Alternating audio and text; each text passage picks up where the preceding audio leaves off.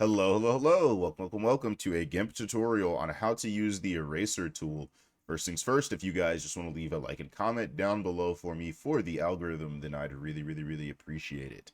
And the next thing that you're going to want to go ahead and do is on the left side of your screen, you should see your toolbox. And right here, you'll see your eraser tool.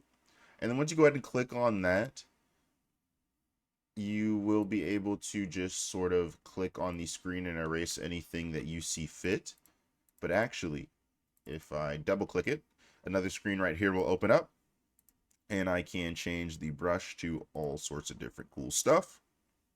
You can change the brush to pretty much anything that I would like.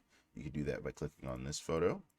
You can change the size, the aspect ratio, the angle, the spacing, the hardness, and the force. And the hardness just kind of makes it a little bit more hazy around the edges, so it's not like hard cuts, and this helps for blending objects in and all that other kind of good stuff. This is going to be one of the most important tools to use, so keep that in mind. If you guys have any questions, comments, or concerns, make sure to go ahead and leave them down below. But other than that, it's been a GIMP tutorial. Thank you guys so much for watching. Have a wonderful day.